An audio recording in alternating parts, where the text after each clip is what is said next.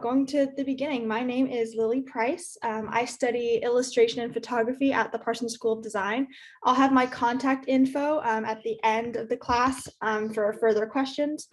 Again, yes, put questions in the chat though, all throughout there. I do love questions, so I'm sorry if I don't get to them while I'm talking, but I will, I promise. I also highly recommend taking notes. I talk pretty fast, partly because of how much I have to say, and partly because I just talk really fast. I will be sending out a document listing all the artworks I show here via Splash, and I will send the slides if anyone wants those, but contact me for that. Another good tip, of course, is to screenshot things, Command-Shift-4, just in case if you really like an artwork I show here, capture it. I also want to start off by saying that this is a Western modern art history class. So by teaching this subject, I do not want to imply this was the only art going on at the time. That's simply not true. I'll warn you now, in this particular class, there is a lot of old white guys. I tried to add, in particular, women artists wherever I could, but because this is an introductory class in Western modern art, I have to provide you guys with an understanding of the famous works. If you, like me, are annoyed by potential homogeneity of art history, I highly recommend attending a class I teach tomorrow, which is part 2, Artists as Activists, that has a lot more diversity in it. Also, you can always just email me with questions because I actually teach classes on just women artists. Oop, can I do my timeline? There we go. So modern art, let's clear something up first. Modern art is an era. It is a time period. Within modern art category, there's a ton of things called movements happening, each building off the ones that came before it, all contributing to what we consider art today. So each movement started with a revolutionary goal in mind, frequently which developed into an aesthetic, a style, or a method we now take for granted. By the way, I'm sniffling a lot. That's because of allergies. I promise I'm not sick. So today we will be looking at the submovements that created what we now recognize as creative expression. So these are the aesthetic movements that led us, as the title suggests, to abstraction. So you may be wondering how we got from grand realistic depictions of heroes or biblical scenes to literally just canvases swathed in a single color. This class explains how our definition of art changed so much in really just 100 years, which is relatively an extremely short amount of time. You may also wonder, how are those single color canvases art? Are they art? And that will be answered today as well. So in short, this class will explain the journey the West went on from using art as a method of documentation to individual expression. This is part 1 of a 2-part class. Either can be taken on their own, so don't panic if you're not signed up for the second. But just for some perspective, here's what will be covered in the second. So part 2, which is titled Artists as Activists, focuses on movements that frequently occurred after the wars, World War I, World War II, American Vietnam War, etc. It is about how art became a method of contributing to a greater social or political society. That's when artists became more than artists, they became activists. If you want to come to the second class and are not signed up, email me and we can work something out. But without further ado, let's dive into our first movement of today, which is Impressionism. This was the first Western movement in which realistic depiction was not the priority. So this is an example of what art looked like before them, but you've definitely seen much more. Art was about what it depicted. This is such a big concept. Many people don't really understand its significance and therefore don't understand the significance of modern art, but really think about it, how the motives changed when making art. So with Impressionism, artists omitted physical details and chose colors based on the impression a view had upon them as individual people with emotions. They captured the essence of a scene rather than the information of a scene. This was truly the beginning of artistic creativity in the West. I'm going to have a sip of water now, but can anyone think, or maybe even guess in the chat, why now? Why do you think? Why in the 1870s? Why did the purpose of art change from capturing information to capturing something beyond it, subjective human experience? Feel free to guess in the chat.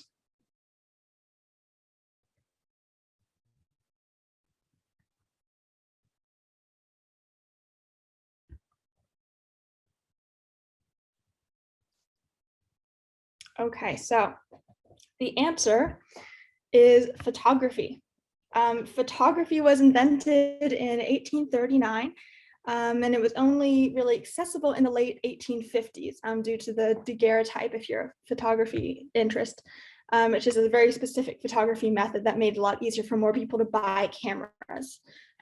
Photography could exactly capture the visual information about people, places, and things. So painting those things realistically became unnecessary, even a waste of time. Instead, painters had to do something that photography couldn't do. They had to find a reason for painting to be as interesting or more interesting than a photograph. So the way to do that was to paint the essence of something, the vibe, what have you, the emotional impression that the scene had upon the viewer. A fun fact about how they did this, which I just love, much of this is due to a single color that the Impressionists really introduced the art world to, which is violet. They loved violet and used it in a lot of their paintings. Here's the problem though, violet doesn't actually exist in many natural places, especially where the Impressionists were putting it, like you can see here, just in shadows, sky, clouds, water. There was actually at the time a conspiracy theory that the Impressionists painted with violet because their eyes had the capability to see the color where normal human eyes couldn't. As cool as that sounds, that's not the truth. The truth is that Impressionists used violet because they believed it was the color of atmosphere, really the color of air. That's how they were able to depict the impressions so differently than the actual landscape, by painting the air of the space rather than just objects in it. So the Impressionists were actually a group of people who worked and thought and showed their work together. Therefore, they had collective goals. Mainly, their goals had to do with time and capturing fleeting moments in two ways. One of these ways was stylistically. The style you all probably recognize as, fast, hurried, loose brushstrokes. You can physically feel the speed at which they're painting. And the second way is in subject matter. This meant capturing the tiny subtleties in lighting that passed by in an instant. Their fascination with movement is largely why they focused so much on painting landscapes, including nature and water. Those are things, that are in constant motion. So when you paint them, invariably, you are painting something that is passing by in an instant. This idea was not entirely new, though, since the idea of capturing fleeting moments was already present in Japanese printmaking from long ago. This inspiration is called Japanisme. At the time, a lot of Japanese woodblock prints were being shuttled to the West, and as French painters encountered them, they became very inspired. So also notice the asymmetrical composition in this piece. Asymmetry is another main Japanese inspiration found in Impressionist works like this one. This is actually from PostImpressionism, which I'll get to, but you can clearly see the influence of asymmetry with this giant line cutting diagonally across the piece. So it's up to you how you want to interpret this, how you want to interpret Japanisme as either inspiration or copying. They were in fact, westernizing a concept. At the same time, how would art evolve without cultural inspiration? So my personal solution in thinking about this is to appreciate what the Impressionists did while never forgetting where it came from. So this piece by Van Gogh is kind of a funny representation of that for me. It's him actually painting his friend in front of his favorite Japanese prints, which is, giving recognition to their existence and huge influence. So Impressionism and thus abstract art really as we know it would not have been possible without Japanese art and African art, as we'll get to soon enough. So going a little bit of a different direction within Impressionism now, as part of my goal to recognize as many forces as possible in modern art, I want to talk a little bit about female Impressionists. Female Impressionists had a differing perspective. They were a lot more stuck indoors, obviously having a very different general life experience with less room for exploration. So you can see that in this painting, partly in the emphasis on female domestic relationships, especially in Mary Cassatt's work. Mary Cassatt and Berthe Morisot, as I'll show in a second, were the main female Impressionists in France.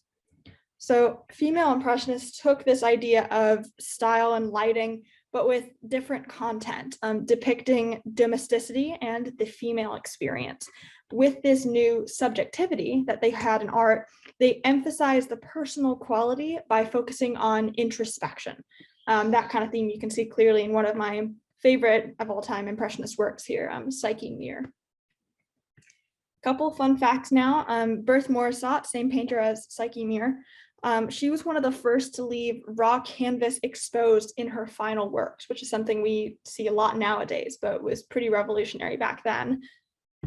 And then also going back to Mary Cassatt, one thing to note is that she was seriously a feminist.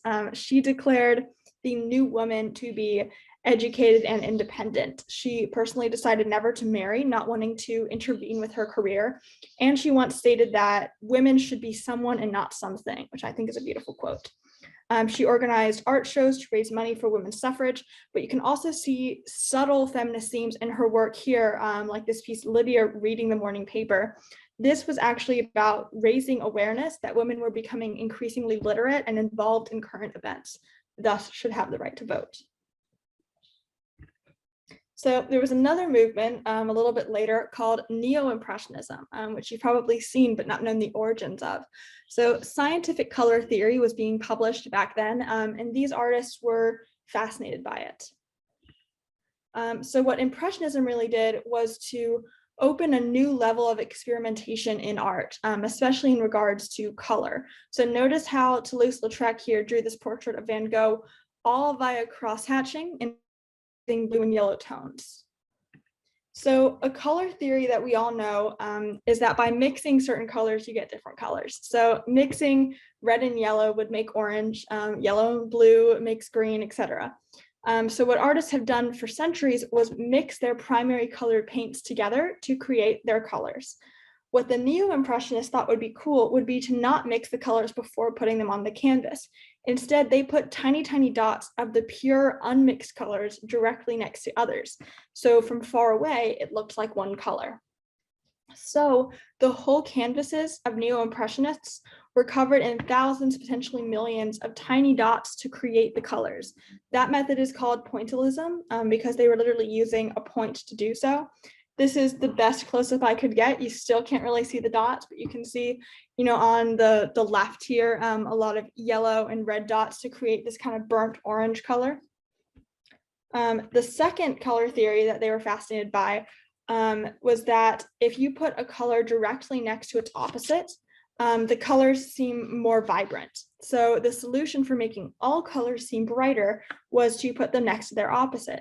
So the opposite of orange is purple. So Signac composed this entire painting of orange and purple dots, using more orange and putting it on top of purple when he wanted orange to show up brightly, and doing the reverse for purple areas. Van Gogh in this piece uses both. You can see a buildup of orange, yellow, and turquoise to make that sickly in-between shade on his forehead and the brown of his jacket, and putting green underneath his beard to make the orange really pop. Evidently, he really liked his orange beard. Over time, though, as with many of these movements, this became a style rather than a scientific concept. Style is becoming more and more of a thing. So then there was a movement which we call PostImpressionism, which essentially carried on the big idea that Impressionism left behind, which is that we don't have to make things absolutely realistic. Photographs can do that.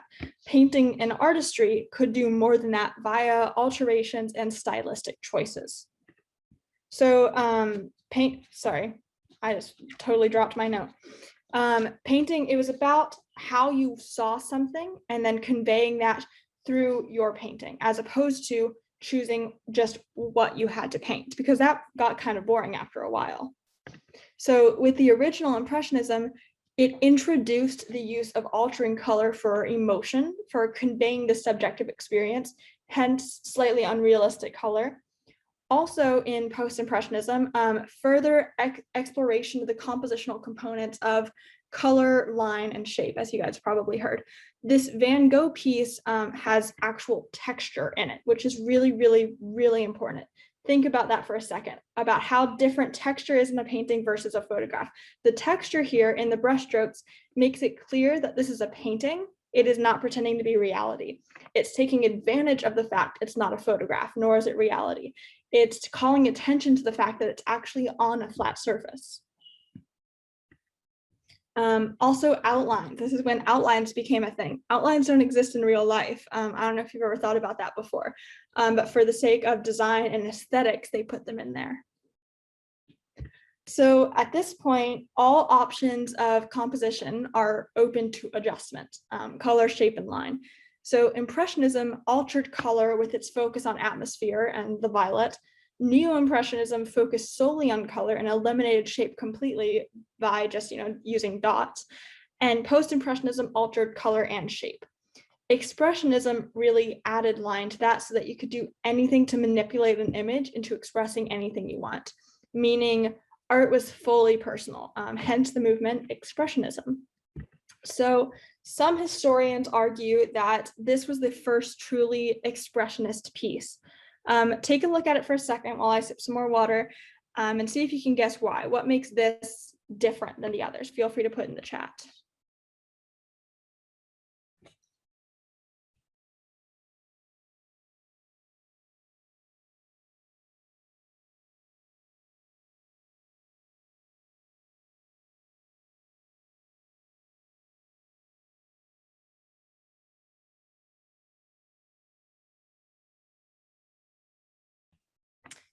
So the answer is that there is no background. It is completely blurred out. The artist didn't just alter, he actually straight up didn't include any information. So at this point, art is no longer about recording at all. Art was really solidified as an emotional and creative process rather than an academic study as simple as learning anatomy and scale and tools. So essentially, the expressionists distorted their imagery more so than ever before, and in frequently unrealistic colors to convey the emotions that they wanted to.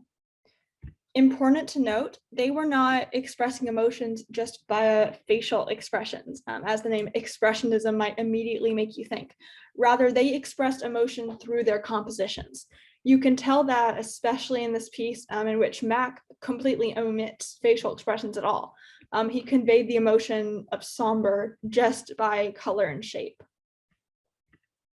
And for the expressionists, the emotion that they wanted to convey was despair. It was really full of emotions of struggle, sometimes critiqued for being in fact grotesque. Artists were upset at the world for a good variety of reasons and expressed that through their artwork. The West's race for modernity was overwhelming to some of them, and World War I was occurring or in the making, which made everyone really lose faith in life and government. Death and other disturbing things were all around them, and these artists turned towards art as an expressive outlet. All that said, there was another movement that used similar methods, but for a very different goal and result. The Fauvists wanted to convey optimism and vibrancy. So they use very bold, bright colors, quite often in happy content, and they went even further away from realistic color portrayal. So look at how this Durain piece totally throws realistic color out the window. His shadows are blue, the trees are red, the earth is turning a bright golden yellow. The Fauvists also frequently use very bold brush strokes, further simplifying the image like the Neo-Impressionists did by turning shapes into collections of dots. Another thing that happened during the Fauvist movement was the entrance of decoration in art. Decoration is really art for art's sake, just about being pleasing to look at. And that's because the Fauvists saw a lot of value in joy. They wanted people to be happy seeing their work. They thought that was what to do because the world was turning to ash. So now we move on to an extremely important, extremely controversial movement, Primitivism. As I'll explain in a bit, the term primitive is largely inaccurate to describe the inspiration, but primitivism is what pretty much all art historians have recognized as the name of the movement. So we have to try to separate the term primitivism from its usually derogatory meaning as the adjective primitive. Sorry about that. But primitivism, at first glance, may look a lot like Fauvism. It used bright colors and frequently joyful looking scenes, using very big, bold brushstrokes, but a little context first. I mentioned modernity before. It was a really big deal. Machines, new technology, those were all being made, all leading up to the very industrial modern world we know today. While this was obviously exciting to a great number of people, including the Impressionists and NeoImpressionists who celebrated that, some artists in particular began to hate modernization. They were specifically anti-modern, and felt that the modern world was sucking out the humanity in everyone. This was kind of the despair that the Expressionists painted about, how technology in the following wars, all that made us less human. You can clearly see that some Expressionist artists like Kirchner had a very negative view of what was going on around them in modernizing Europe. The Primitivists, though, unlike the Expressionists, preferred escapism to wallowing in despair. So such artists turned outside the West, which was so obsessed with modernity and technology, in their opinion, unhealthily, and they turned to cultures more in tune with the earth. So they looked to prehistoric art, but also many island cultures, Egyptian, Latin American, and above all, African tribal art. So here's the controversy there. The Europeans at this time frequently considered non-Western art to be primitive, less developed, which was incorrect. Additionally, these cultures were not in reality the timeless paradises that the Westerners thought they were. They were modernizing as well, just in different ways. And most importantly, they had different values. So there was definitely a lot of ignorance there. All that said, the artists in this movement thought that the non-Western cultures had it right. They admired their cultures and the resulting artwork, but for pretty politically incorrect reasons, especially Gauguin here. So there you go. But by far the most important piece to come out of this movement, and many think it is the most influential in all of modern art, myself included, is this one right here. This was the bridge between Primitivism and Cubism, meaning this was when the Western modern artists took the aesthetic from African art and thus Primitivism into a new, distinctly European direction. This is Pablo Picasso's Les Demoiselles d'Avignon. If you remember one piece from this class, remember this one, please. Surprisingly less racist than other Primitivism artists at the time, Picasso was simply incredibly inspired by African masks. You can actually see this in two of the women's faces drawn as if masks. But the true lesson he got here was the mask's lack of traditional perspective, leading him to make this whole work, completely changing how perspective was dealt with in art, which leads us right into Cubism. Cubism is actually composed of two sub-movements, the first being analytic Cubism, it's my favorite. So look very closely at this piece. Picasso broke up space into flat geometric shapes, but there's still shadow. So this is going to be a little difficult to understand, but bear with me. Artists before Picasso, most notably Cezanne, were leaning towards more geometric shapes for a good while before, and that's actually how the name Cubist came about. Their pieces frequently looked like they were breaking up space into cubes. But for the analytic Cubists, the first Cubists, they had a very specific use for this appearance. The analytic Cubists painted multiple perspectives at once. They broke up space into flat planes and tilted those in different directions. Essentially, this means they painted something as if they were seeing something from a ton of different directions at once. And that's a little difficult to wrap your head around. It's really cool though. So instead of using traditional or classical Western methods of showing depth, like shadows, we all know, they showed all sides of a three-dimensional object on a single flat surface. Some artists took this idea of cutting up space to a new level. It was like looking at space broken up, and many at this time, leading up to World War I, viewed the world as broken. So they used the Cubist method as a style to depict that emotion of chaos and confusion. Others used it in a symbolic way. This Picasso portrait, a favorite of mine, is of an art collector who was extremely influential back in his day. He had a lot of power in choosing which artists were seen and which weren't. So, because of course, Instagram and stuff like that weren't alive back then. So he had a kind of godly presence for artists, picking and choosing what the public was going to see, what would be considered good art. You can see here that in Picasso's portrait of him, he used the planes method to expand Villard's forehead, which is where his brain lies. Hence, Picasso used the Cubist method to expand the amount of space Villard's brain takes up, emphasizing the man's intellectual power.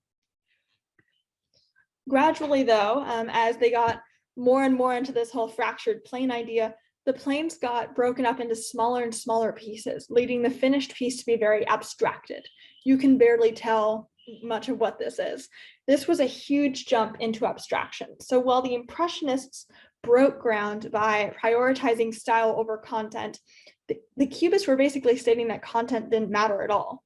Note, it's still technically there, but it's totally abstracted. So next there is synthetic cubism. Some people find it a little difficult to understand the difference between analytic and synthetic, but quite simply put, while analytic cubism broke apart the world into tiny pieces, synthetic cubism constructed things from pieces. It was all about making an image from multiple pieces. So a great example is this Picasso piece in which he literally made a guitar from multiple pieces of paper. But more commonly, this was done using the decollage method. So decollage is like collage, except it uses paper and texture rather than other images. So Cubism was a total game changer. It literally changed how we think of reality. So think of the journey to abstraction as if art started with our known reality. And then with Impressionism, that was sewn together with a new thing called abstracting, or style, or artistic expression. Cubism then tore away that realism part, leaving it just connected to style and abstraction by a single thread. So next we have a couple of movements heavily inspired by Cubism, the first of which is a very interesting one called Futurism. This is actually one of my all-time favorite pieces, and when Duchamp painted it, he considered it Cubist. But no, it was rejected. And he was told it belonged in the Futurist movement. So think for a second while I have some more water because my voice is dying. Why would this not be analytic cubist? What makes this piece different from the ones we've seen? Feel free to put in the chat. I also need to fix something on my computer for a second.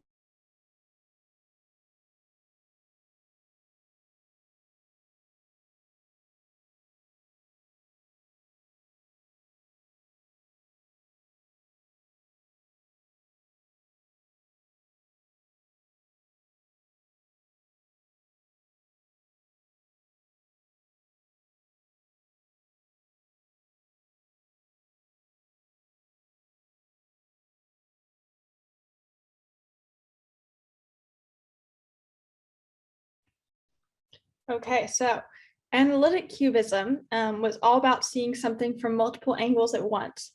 This piece does not do that. It's all from one angle, but it's depicting multiple moments at once. It depicts movement and time in a single image. So that's what the futurists were about, showing motion in still images as opposed to multiple perspectives.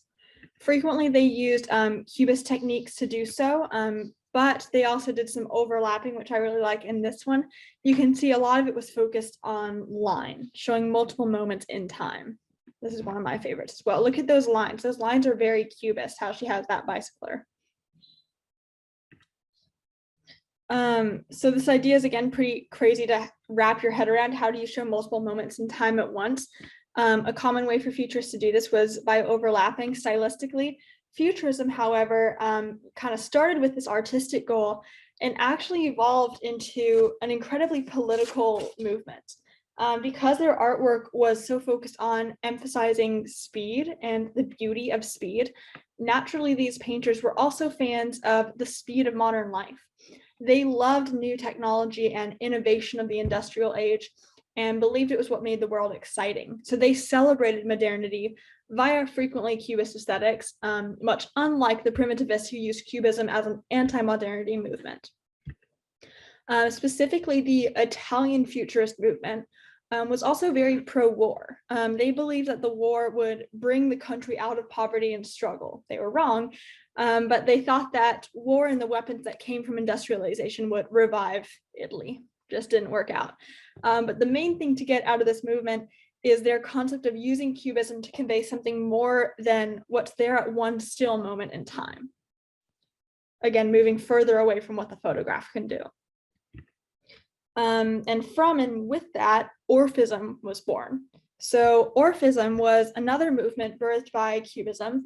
Orphism was also about using Cubist techniques to convey, energy, but they brought it in a different direction. Unlike the Futurists, energy for them did not just mean physical movement.